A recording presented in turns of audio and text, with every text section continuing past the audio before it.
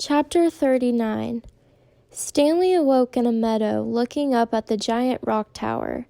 It was layered and streaked with different shades of red, burnt orange, brown, and tan.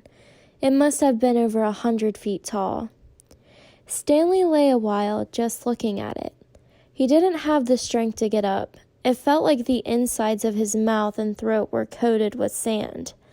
And no wonder. When he rolled over, he saw the water hole. It was about 2.5 feet deep and over 3 feet wide. At the bottom lay no more than 2 inches of very brown water. His hands and fingers were sore from digging, especially under his fingernails.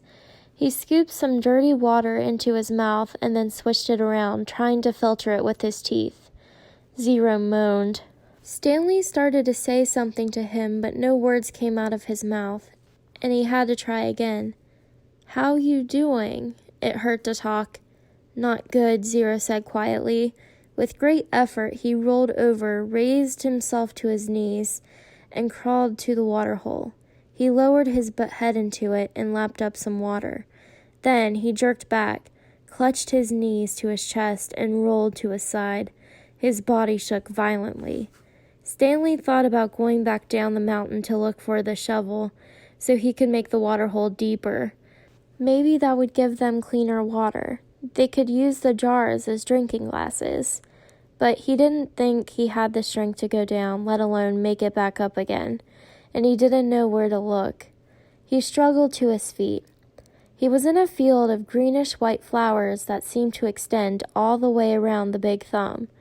He took a deep breath, then walked the last 50 yards to the giant precipice and touched it. "Tag, you're it." Then he walked back to Zero and to the water hole. On the way, he picked one of the flowers. It actually wasn't one big flower, he discovered, but instead, each flower was really a cluster of tiny little flowers that formed a round ball. He brought it to his mouth, but he had to spit it out. He could see part of the trail he had made the night before when he carried Zero up the mountain.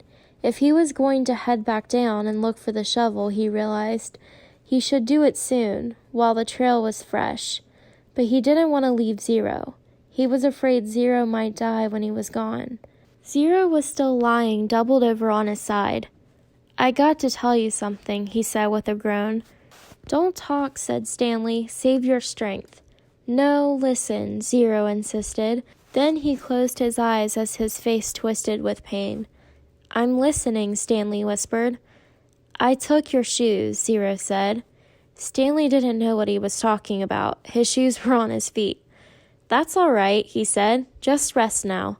"It's all my fault," said Zero. "It's nobody's fault," said Stanley. "I didn't know," Zero said. "That's okay," Stanley said. "Just rest." Zero closed his eyes, but then again he said, "I didn't know about the shoes."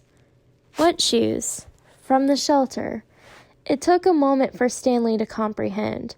Clyde Livingston's shoes. "I'm sorry," said Zero. Stanley stared at him. It was impossible. Zero was delirious. Zero's confession seemed to bring him some relief. The muscles in his face relaxed. As he drifted into sleep, Stanley softly sang him the song that has been in his family for generations. If only, the woodpecker sighs. The bark on the tree was just a little bit softer, while the wolf waits below, hungry and lonely. He cries to the moon, if only, if only.